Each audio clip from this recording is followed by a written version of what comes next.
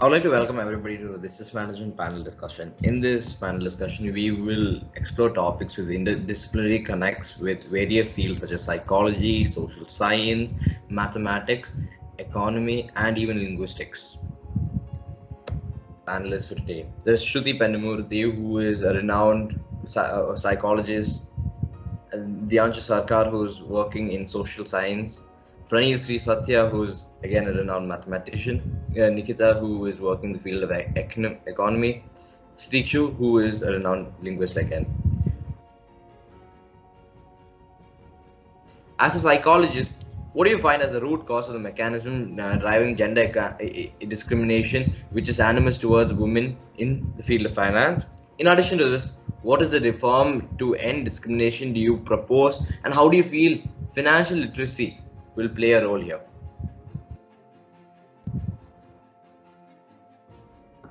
Okay, so as a psychologist, let me start by defining gender bias. So gender bias is basically a systematic prejudice for or against someone or something. So in gender bias in specific, the prejudice is rooted from gender. And in my opinion, and from the studies I've researched, there's no one root cause to gender bias in the workplace and in financial areas. It is instead rooted in everything and every part. So for example, it starts with HR practices. According to Laszlo Block, the former CPO of Google, too many people see hiring as an instinct art form, honed by years of their own experience. When asked, 3/4 of the people involved in the interview process in elite law, banking, and consulting firms admit to making hiring decisions based on their gut. HR is in charge of hiring and training people who join the company, so of course there's going to be that difference, because straight off the bat, less women are hired on a daily basis. So of course we'll see less of them in the workplace. So first of all, just straight off the bat, women are less likely to get hired. And then let's say they get hired, one step down. Then comes their treatment at work. And this continues on to after they're hired. According to studies, psychological studies by Goldenhar et al. And Adler et al., women receive disadvantages of lower pay, status, and opportunities. And men are assigned to 2 to 3 times the budget of their female counterparts in all their assignments. This results in, according to once again Goldenhar and Adler et al., these lead to more mental and psychological stress, and mental and physical stress and health too. But then let's say hypothetically they get into the company, they start climbing the ranks, and then they can become a manager. But even there, they have an disadvantage, because according to a 1995 study by Alice Eagley, Stephen Carell, and Mona Makidani, it was found that women were slightly more likely than men to have a transformational leadership style. And it was also found that women are better in woman-oriented workplaces and men were better in men-oriented workplaces. But there are more men-oriented workplaces in the first place. So every time a woman, well, not every time, but most likely when a woman is a manager, she's in charge of a male-oriented workplace. This also leads to female-dominant work environments being less likely, and women being hostile towards women in their own workplace. This was found by Ryan et al. And Jackson et al., 2 other psychological studies. And it was found that female supervisors were less supportive than to other female employees in male-dominated organizations. So not only are we putting men against women, we're putting women against women because of the psychological and mental stress we're putting on them. So as I was saying, there's no root cause for something like this. It's a mindset. It's not something that we just choose to put in one activity. Instead, it leaks into everything. So there are just some of where we see root causes, but it's everywhere. And you mentioned the second question being financial literacy. It was found that financial literacy is barely the difference between men and women from Case et al. From 2007 and the study Lemus et al. From 2014, that there isn't that much of a difference in financial literacy. And more often than not, women make better investors. But financial literacy, in my opinion, I don't see the problem between men and women. It's instead how gender bias affects people to gain more financial literacy and how it is turned against women. And Okay. was the do you sorry, and then the third question, how do you guys how do we fix this? Obviously there's small steps and we can't just change a mindset, but two things we could do is standardizing everything, pay, process of hiring, and just canceling all subjectivity out of it so women get less gender bias and just get less affected as they're getting hired. And that's about all we can do from the starting point, other than educate people and start educating ourselves and people around us to change our mindset, because our mindsets are where gender bias comes from. I'm from the pressure group who works for the women rights organization. Okay. Yes. So my question is like the general notion is that while making any financial decisions, women tend to be more emotional. That is, they adopt behavioral finance theories, which is complete contrast to the traditional finance theories which are adopted by men, where they think, analyze, and makes decisions rationally. Do you think that gender can affect financial decisions? Like, does factors like emotion and behavior affect the decision that they make? That's That is actually a great question, because yes, it does. And studies, like I've mentioned before, Lemus et al., for a study from 2015, have already stated that psychologically women do put more emotions into it. But as well, many studies done, such as Richard R. L. Peterson's psychiatric study, from 640,000 users in a personal investment account, they identified that women actually make better investors because they're emotional. He found evidence through a study of thousands of investors that because women are actually more in touch with their emotions, they end up knowing how to weigh their investments and knowing which investments to make, because they take their emotions into account and make rational decisions off it. So even if we do consider the idea that women are more emotional, this actually would work as a good thing, an advantage for them. Can I ask a follow-up question? Like, do you think that making decisions like through emotion can tend to be like illogical or irrational? Like, they don't consider the other factors when you have to take in being an investor or making a financial decision. Like, would it have a negative impact on the investment or the decision they took? That truly is like a double-edged sword, because of course someone who is too emotional is would be a bad person to invest or just become a manager. But that is someone who is too much of anything would be too bad. We have to put trust in people instead of just emotions should be a part of it, but of course they shouldn't be too much a part of it, and we should trust them not to make decisions based on just emotions.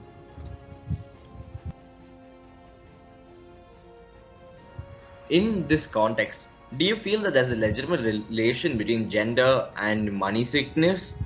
And more importantly, do you feel financial literacy is a legitimate solution to this money sickness syndrome? Dianshu? Yes, Ashwat.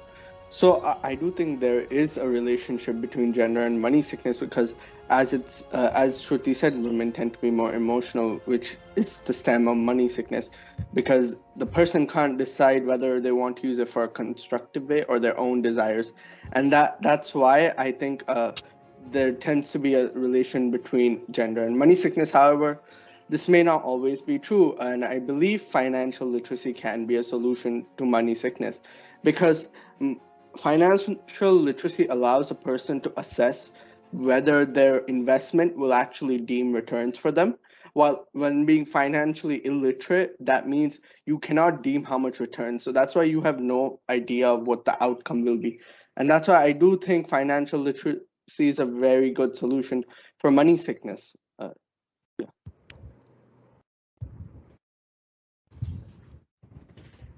Okay, Dianshu.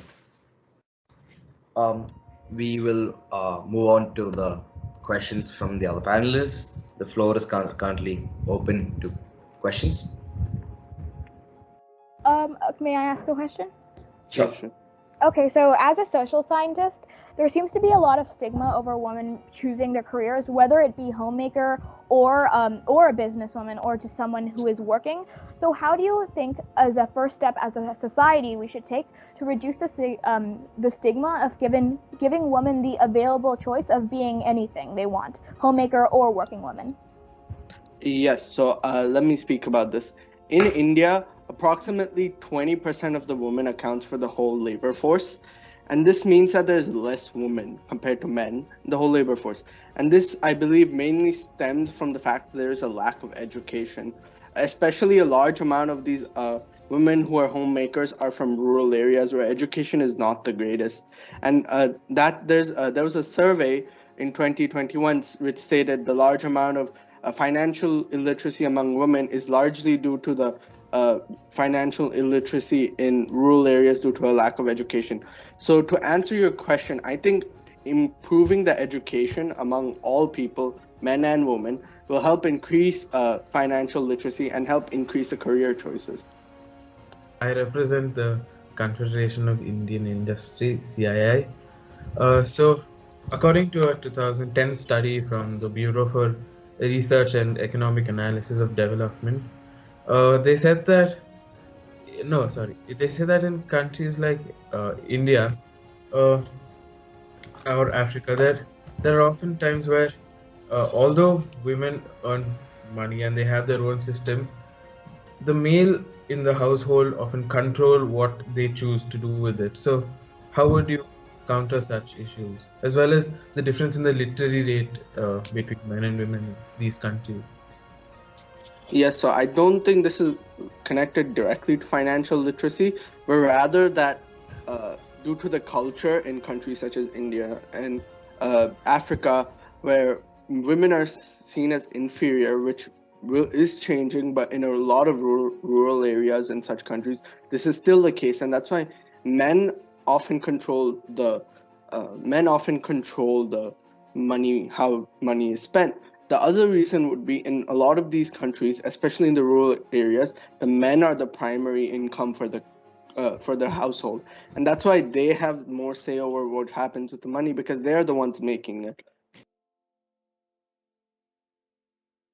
How can a nation such as Chad, or Chad is a nation in Africa, a landlocked nation in Africa, which has a GDP per capita of only 709.54 USD, distribute its limited finances to increase digital transaction infrastructure, and above all, the decision of must such a nation commit to such an endeavor and also spread financial literacy?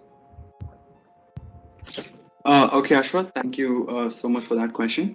So starting off, I would like to say the world in the 21st century, it's always moving and it's constantly changing. And yes, this also means there is a constant transfer of money. And now with the increase of and the introduction of digital transactions, the reach of this transfer has increased by a lot. And just to give some perspective, in the year 2018, there were 368.92 billion transactions, not $368 worth of transactions, 368 billion transactions, and that roughly means every single day there is 1 billion transactions going, and this just amounts to show how much it has increased. And even right now, countries as we speak are striving to move towards a completely digitalized way of transaction. For example, Sweden plans to go completely online by 2023, and currently almost 80% of them are using cards, and a mere 6% of payments is actually made in cash. Now, why did I say this?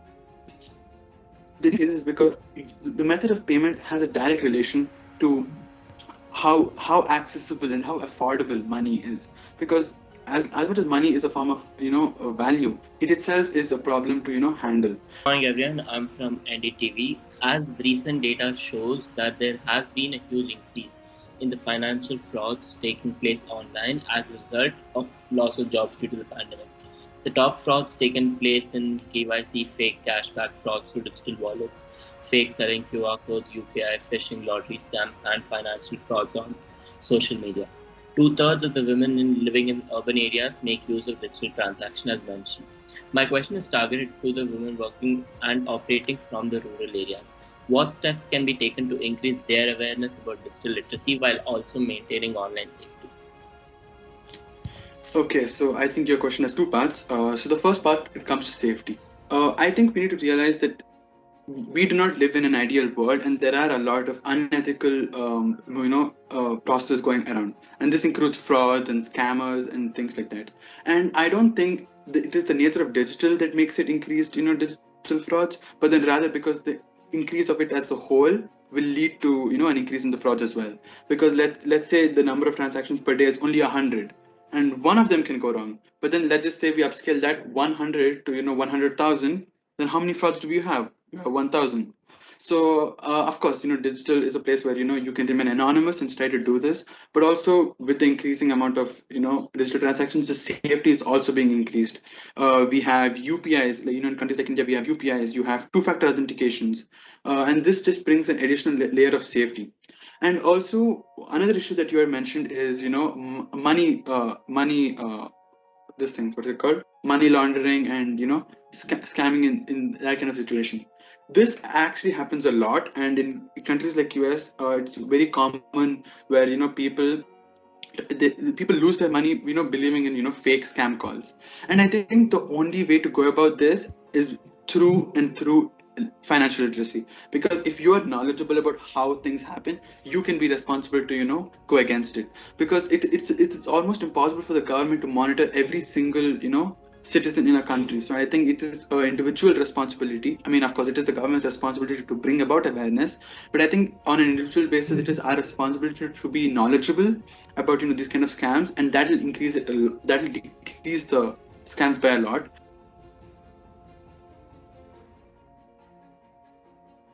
Microfinance a practical source of financing for women in rural regions, and considering as a limited source of financing and for profit nature, which could hinder the growth of the small businesses. In addition to this, does the lack of financial literacy again render the system of microfinance thing inoperable, as without financial literacy in rural regions, providing them finance would be not a good choice, as they would not know how to effectively utilize that source of financing. Okay, Asha, thank you for the question. So first, in general, microfinance has its pros and cons. So what are the pros of microfinance? The pros of microfinance are the popular ones. They provide the poor people with microloans and microcredit, and with these funds, millions of marginalized families can start and expand their businesses. They can purchase essentials during emergencies, especially during times like COVID-19, when many people in the rural areas, they're out of jobs, they don't have a livelihood. Microfinance can help them purchase essentials during such trying times, and they can also support the children's education. And in the long run, of course, this has so many benefits for their personal lives and for the country as a whole, as the economy will start to grow. But the cons are multiple. Like you said, there are limited sources of finance, and the microfinance in itself is also is considered to be unethical at times because of its for-profit nature. So why do these microfinance providers face issues with financing? So one is the microfinance providers, they generally provide these loans to the poor without a collateral. So while this makes it easy for the poor to get loans, there is also a high risk of default, and this in itself, it causes financing issues for the providers. I have one question. So with the increase of microfinances, of course, the economy there is a change. So instead of just women's economy, how do you think in the whole country as a whole, how do you think the economy of the whole country has increased, or how has it affected had it not increased? Yeah, so like I said, a majority of the speech was dedicated to women empowerment, but microfinance, it is targeted at those with a low income in general, right? Not only women, not only men. And so by letting the rural population develop their businesses and get education, get vocational training, the entire country itself is benefited, because in the long run, these businesses will thrive. The children of today, they get a good education, they can get higher education, they can contribute to the GDP. If not now, then in the next 20 years, the GDP will start to grow. And this increase, it benefits the country as a whole. I think, not sure that answers your question.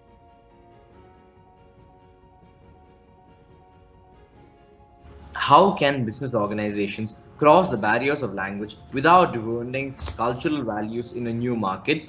And in addition to this, how can financial literacy act as the lingua franca in this case to make sure that collaboration can occur? Okay, that is an excellent question, Ashra. Thank you for that.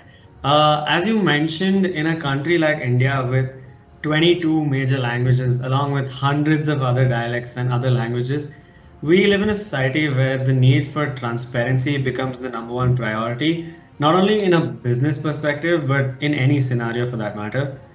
So, for example, how many times have you approached a vendor or a street stall and struggled to actually convey what you desire from them? This gap in communication with with a customer can instantly end the relationship between that the seller puts his life on the line for.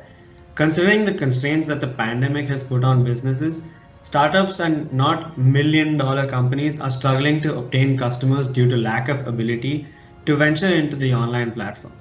Language plays an important part in a business looking to the online market as it is hard enough to set up, but even harder to obtain customers that are viable. While India continues to digitalize activities at a rapid pace, language continues to be a barrier to adapt. Language continues to be a barrier to adopt and help language first customers progress into the transaction phase.